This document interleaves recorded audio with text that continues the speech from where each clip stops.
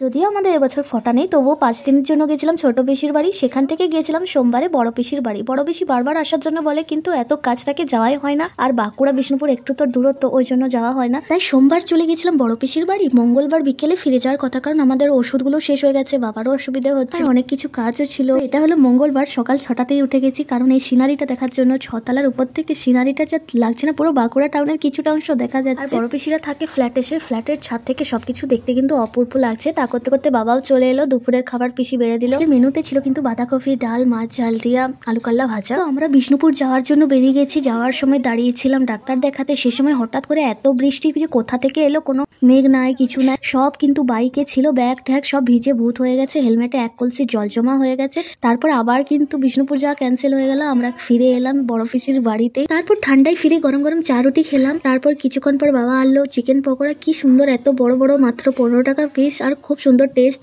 একটু চা খেলাম, তারপর ডালমুড়ি খেলাম। রাত এত পেরিয়ে গেল। ঠাকুর যা করে একদিক থেকে মঙ্গলই করে, সেই দিনটাও ভালো কেটেছে। তারপর সকাল সকাল আমরা বেরিয়ে গেলাম বিষ্ণুপুর যাওয়ার পথে, কারণ আজকে যেতেই হতো, বাবার ডিউটি ছিল 8টা থেকে জয়েন। যাওয়ার পথে লক্ষাতরের কিন্তু ভাঙা মেলাটাও দেখতে পেলাম। আমরা 5:30 6টায় উঠে বেরিয়ে পড়েছি। সঙ্গে সঙ্গে অদাতে একটু দাঁড়ালাম চা আর গরম গরম বেগনি খেতে। এত বাইকে হাওয়াটা ঠান্ডা লাগছিল, আর কাল তো বৃষ্টি হয়েছে। তারপর আবার ভোরবেলা, তো যাই হোক আমরা পৌঁছে গেলাম বিষ্ণুপুর। পৌঁছেই আগে কালকে যা কিছু ভিজেছি সব শুকোতে দিয়েছি। আর এই সাদা জামাটা, লাল জামাটা ভিজে যে রং বেরিয়েছে, দেখো কেমন নষ্ট হয়ে গেছে, দাগ লেগে গেছে। একটু দুধ চা, একটু লাল চা, মুড়ি খেলাম। তারপর আর কি, আজকে আর রান্না বান্না করিনি, বাবা হোটেল থেকে খাবার এনেছিল, এগুলোই খেলাম। আর বাড়িতে ডিম সিদ্ধ